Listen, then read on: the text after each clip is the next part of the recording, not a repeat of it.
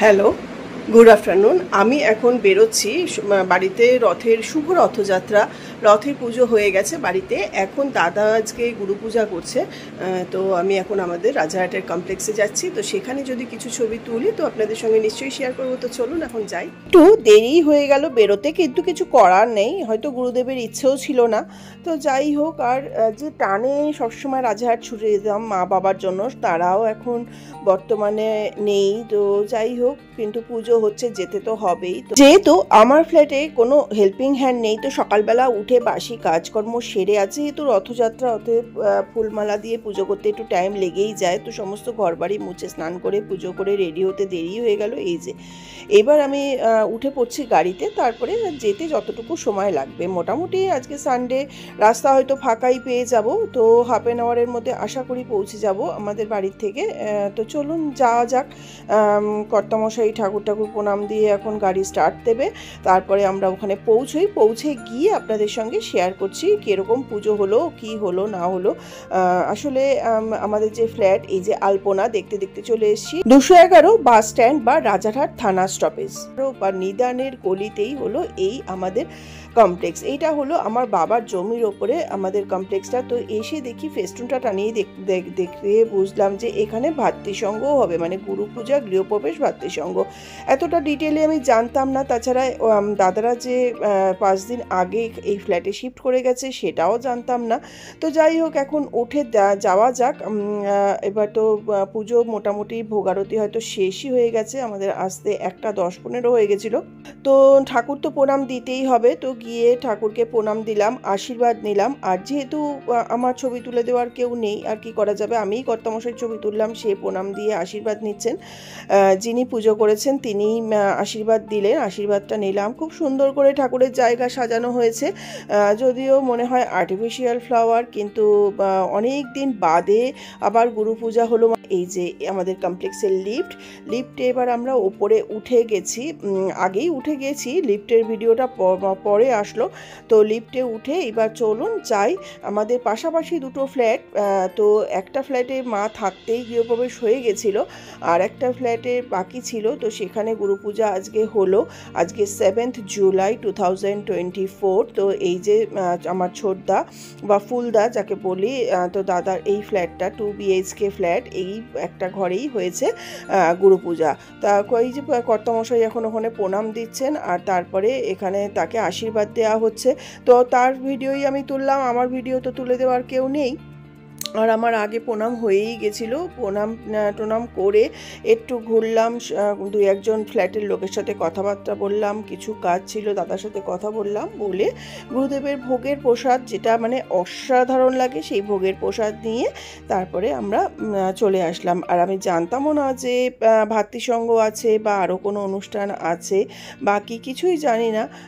আর এমনি শরীরটাও আমার পারমিট করছিল না, সেই জন্য শরীরটা ভালো লাগছিল না। তারপরে চলে আসলাম, এই যে ভোগের কিছু প্রসাদটা হয়, আর মা বাবারও ছবি আছে, সেটা দেখেও বেশ ভালো লাগলো। যাই হোক, আসলে সবই তো মা বাবার আশীর্বাদ, মা বাবার আশীর্বাদ ছাড়া এটা কিছুটাই সম্ভব হতো না। আর গুরুদেবের অশেষ ইচ্ছা যে দীর্ঘদিন বাদে, সেই 94 বা 95-এ গুরু পূজা বন্ধ হয়ে গেছিলো আমাদের, মানে বাবা প্রত্যেক বছর অক্ষয় তৃতীয়ার দিন গুরু পূজা করতেন, হারাধন দাদু আসতেন, ভোগের রান্না করতেন। এই যে আমার মা আর এই যে আমার বাবা, এনাদের দুজনের ছবিও রাখা হয়েছে। যাই হোক, এই ঘরে মনে হয় গৃহপ্রবেশের মতন সমস্ত নিয়ম করে পুজো হয়েছে। তুলসী মঞ্জুরি, সকালে যেহেতু যেতে পারিনি, সেহেতু সকালের কোনো কিছু ভিডিওই আমি করতে পারিনি, যতটুকু করতে পারলাম সেটাই আপনাদের সঙ্গে শেয়ার করলাম। এই যে দুজন লোককে দেখলেন, ভদ্রলোক ভদ্রমহিলা, এরা আমাদের কমপ্লেক্সেরই, তারা ওপরের তলায় থাকেন, মানে আমার রাজারহাটের আলপনা কমপ্লেক্সের। এই যে গুরুদেবের ছবি, গুরুদেবের চরণ সমস্ত এখানে রয়েছে। গুরু পূজা খুব সুন্দরভাবেই হয়তো হয়েছে। যাই হোক, আমি সেটা গুরু পূজা, আরতি, ভোগ আরতি কিছুই শেয়ার করতে পারলাম না। আর এইটা হলো, যারা জানেন মানে শ্রীগুরুর সঙ্গে দীক্ষিত, তারা জানেনই কাঁচা কাঁচা সাবুর ভোগ কি অসাধারণ যে হয় এই কাঁচা সাবুর ভোগটা। তো যাই হোক, এইসব প্রসাদটা পেলাম, প্রসাদ নিয়ে তারপরে বড় বৌদির সঙ্গে, তারপরে মামাতো দাদার সঙ্গে দেখা হলো, সবার সাথে কথাবার্তা বলে তারপরে ওখানে পুজো পাঠ শেষ হইতো, আগেই গেছিলো আমরা যাওয়ার আগে, তারপরে একটুখানি সবার সাথে কথাবার্তা বলে তারপর আমরা বেরিয়ে আসবো। তো আমাদের কমপ্লেক্সটা একটু যতটা সম্ভব ঘুরিয়ে দেখছি। এইটা ছিল মা বাবার কমপ্লেক্স ফ্ল্যাট, সেইটাতে আপনাদের সঙ্গে একবার একটু ঢুকে শেয়ার করে নিই। পাশাপাশি এই দুটো ফ্ল্যাট, ওইটা ছোটদার আর এইটা হলো বড় ফ্ল্যাট 3 BHK। তো চলুন এটাও আপনাদের সঙ্গে একটু শেয়ার করি। সমস্ত ফার্নিচার যদিও এখনও আসেনি। এই যে এইদিকে একটা ব্যালকনি আছে, হল, কিচেন, আর এদিকে দুটো টয়লেট ওয়াশরুম আছে, আর তারপরে দুটো রুম আছে পাশাপাশি। এইদিকে একটা রুম, এই রুমেও কিছু লোকজন হয়তো বসে আছেন, তো আশ্রমবাসীরা হয়তো এই রুমটাতেই মা ছিলেন। তো আর তার অপোজিটেই একটা রুম, এটা হলো আমার বাবার রুম। তো বাবার রুম হিসাবেই এটা ইন ফিউচারেও রাখার ইচ্ছে আছে, জানি না কতদূর আমি সেটা কার্যকরী করতে পারবো। তো এইভাবেই আপনাদের দেখালাম। এইটাই হলো ছোটদার ফ্ল্যাট। তো এই ফ্ল্যাটটাই আজকে গুরু পূজা হলো। আর এই যে পুরো করিডোরটা দেখুন, এক একটা ফ্লোরে এরকম 5টা করে ফ্ল্যাট আছে। আর করিডোরের একদম শেষের দিকে এই দিকের ফ্ল্যাটটা হলো দিদির ফ্ল্যাট, অপোজিটে আরেকজন অন্য কেউ আছেন।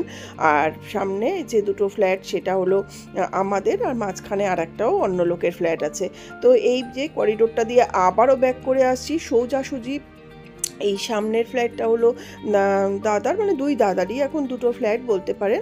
তো যাই হোক, গুরুদেবের ছবি দিয়ে আবার আপনি ভিডিওটা শেষের পর্যায়ে নিয়ে যাচ্ছি। কেমন লাগলো আমাদের বাড়ির গুরু পূজা, আমাদের গৃহদেবতা, সমস্তই আপনাদের সঙ্গে শেয়ার করলাম। আশা করি ভিডিওটা যদি ভালো লাগে তাহলে লাইক করবেন, শেয়ার করবেন বন্ধুদের সঙ্গে। আর যদি আমার কোনো ভুলভ্রান্তি হয়ে থাকে তাহলে অবশ্যই ক্ষমা প্রার্থী। আর এই যে আর একবার ঠাকুর দর্শন করিয়ে আমি ভিডিওটা শেষ করছি। এটা হলো আমার দাদা, মানে বড়দা যাকে বলে, মানে আমার জেঠতো তো বড়দা তো আছেনই, আর এই দাদা শ্যামলদা, আর এই যে কিছু গুরু ভাই বোন তারা প্রসাদ সেবন করছেন। তো এখানেও রান্নাবান্না চলছে। রান্নাবান্না যে করেছে সেও আমাদের পাড়ারই খুবই প্রিয় দাদা রাজুদা বা রাজেশ সাহা। তো করেছে মালাই কোপ্তা, আলুর দম, ফ্রাইড রাইস, ব্যাটার বেগুনি, তারপরে আছে চাটনি, আরও কি আছে জানি না, এই কটাই মনে হয় বললেন, ও আইসক্রিম আর রসগোল্লা। এটাই ছিল দুপুরের মেনু। তো এই যে কিছু এখানে মশলাপাতি রয়েছে, আর ও ভুলবশত ফ্রাইড রাইসের ছবিটা তুলতে ভুলে গেছি। আর ব্যাটার বেগুনিটা দারুণ হয়েছে। ব্যাটার বেগুনির রেসিপিটা আপনাদের সঙ্গে নিশ্চয়ই আমি কোনো দিনও শেয়ার করব, এটাও ওখানে শিখে আসলাম। তো এই যে গরম গরম ব্যাটার বেগুনি ভাজা হচ্ছে। তো এই যে প্যান্ডেল, আর এই যে পুরো কমপ্লেক্সের এন্ট্রান্স হলো এইটা। তো দাদা বললো যে চল ওখানে গিয়ে একবার দেখ, তারপরে আমিও চলে গেলাম। তো রাজুদার সাথে একটু কথাবার্তাও বললাম। তো এইখানে গুরু ভাইদের সাথে একটু কথা বলে নিলাম। এখানে লক্ষ্মীদা সুবল কাকার ছেলে আর পাল্টুদাকে ছাড়া আমি কাউকেই চিনলাম না। আর ওখানে অনেক গুরু ভাই গুরু বোনেরা রয়েছেন, তাদেরকে সব নতুন নতুন মুখ দেখলাম বলে কয়েকজন অবশ্য চেনা পরিচিত ছিল, তারা একটু কথা বললেন, মায়ের কথা, বাবার কথা। ভালো আছো? এটা কিসের পুরি হচ্ছে? এটা বিউলির ডালের পুরি। এই হলো রাজুদা। আর এটা কি হচ্ছে? হ্যাঁ, ও বাটার বেগুনি। এটা নতুন আইটেম না? ও দাদা, এটা তো আমাকে শিখতে হবে, কেন আমি তো ইউটিউবে দেখাবো, তাহলে অবশ্যই আপনার নাম বলবো। এটা বাটার বেগুনিতে কি করেছেন সেটা? ও দাদা বলুন তো। এটা হলো বাটার বেগুনি। আচ্ছা, এটার ভেতরে কি আছে? কাঁচা লঙ্কা, আদা আর পুদিনা পাতা বাটা, হ্যাঁ, দিয়ে ম্যারিনেট করেছেন গোলমরিচের গুঁড়ো দিয়ে। আর এইটা কিসের ব্যাটারটা তৈরি করেছেন? এটা বাটার হয় অ্যারারুট, কর্নফ্লাওয়ার, ময়দা দিয়ে একটা ক্রিম বানানো। আচ্ছা, এটা তো ভেজ বলে। আর আর যদি না, মাছের তো ফিশ করেন, এমনি রসুন বাটা দেওয়া যায়?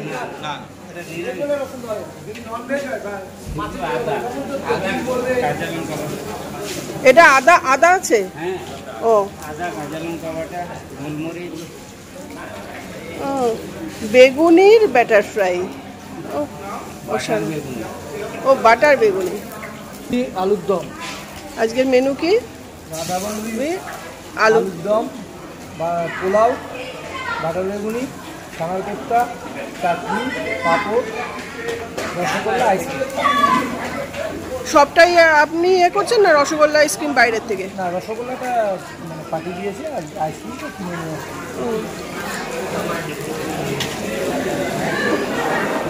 এই যে আলুর দম না, আর এইটা হলো ছানার কোপ্তা।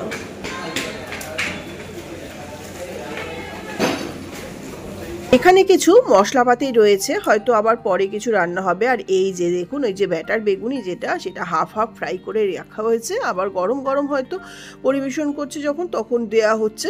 যাই হোক, খুব সুন্দরভাবে অনুষ্ঠান, পুজো পাঠ, খাওয়া দাওয়া সমস্তই ভালো হয়েছে। আর এই যে আমাদের পুরো কমপ্লেক্সটাও সাইড দিয়ে আপনাদের যতটা পারছি, অনুষ্ঠান বাড়িতে তো লোকজন রয়েছে, সম্পূর্ণ ভিডিওটা করলাম না, কোনো সময় অন্য সময় পুরো ফ্ল্যাটের ভিডিওটা আপনাদের সঙ্গে ইচ্ছে আছে একবার শেয়ার করব। তো যাই হোক, দাদারা অনুষ্ঠানটা খুব ভালোভাবেই করলেন। ভগবানের কাছে প্রার্থনা করি যে মা বাবার অশেষ আশীর্বাদ, যে আমি দুই দাদা দিদি সবাইকে কিন্তু এখানে গৃহপ্রবেশ পসিবল করানো হয়ে গেছে। মানে সবারই, তিনজনারই কিন্তু, তিনজনেই আমার থেকে বড়, তিনজনারই কিন্তু গৃহপ্রবেশ হয়ে গেল। যাই হোক, এইবার আরেকটা মায়ের ঘরে, ঠাকুর ঘরে রথ, গুরুদেবের ছবি সমস্ত কিছু রয়েছে। এই ঘরেই ভাতৃসঙ্গ হবে কিনা সেটাও আমি জানি না।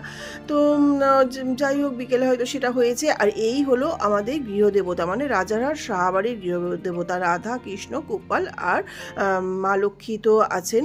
এই মা লক্ষ্মী নতুন করে আনা হয়েছে, যেহেতু আমাদের ওই পুরনো বাড়ির থেকে এই বাড়িতে চলে আসা হয়েছে। তো আপনাদের সঙ্গে গৃহদেবতাও শেয়ার করলাম। দাদাদের আদর আপ্যায়নের কোনো ত্রুটি ছিল না, যথেষ্ট সুন্দরভাবে সুষ্ঠুভাবে পুজো পাঠ আয়োজন সমস্ত ভালোভাবে হয়েছে। তো আজকের ভিডিওটা এই পর্যন্ত। বাবার অনুপস্থিতিতে দুই দাদা বৌদি ভাইজি যথেষ্ট আদর আপ্যায়ন, মানে বিশেষ করে জামাই আদর আপ্যায়নটাই খুবই দারুণ হয়েছে। আর তারপরে বৌদির সঙ্গে ছবি তুললাম, তো বৌদির সঙ্গে একটু ছবি তুলে নিলাম। এই হলো আমাদের বাড়ির বড় বউ, বড় বৌদি আমাদের। তো এই ছবি টবি তুলে তারপরে একটু সবার সাথে কথা বললাম, সেইটার আর ভিডিও করা হয়নি। আর তারপরে বৌদির সঙ্গে ছবি তুলে নিয়ে তারপরে ঠাকুরের ছবি দিয়ে আজকের মতন ভিডিওটা শেষ করছি। তো কেমন লাগলো অবশ্যই জানাবেন। আর দিদিকেও মিস করলাম, দিদি যেহেতু আসেনি, তো ভিডিওটার মাধ্যমে দিদি দেখতে পারবে কেমন পুজো পাঠ হলো। এই হলো আমাদের গৃহদেবতা, তো সুন্দর করে সাজানো হয়েছে। তো গুরুদেবের ছবি দিয়ে আজকের মতন ভিডিওটা শেষ করছি। আমি রসে বসে বাঙালিয়ানা সুজাতা। আজকের মতন ভিডিওটা এই পর্যন্তই। নমস্কার, ধন্যবাদ। সবাই ভালো থাকবেন, সুস্থ থাকবেন আর দেখতে থাকবেন আমার ভিডিও।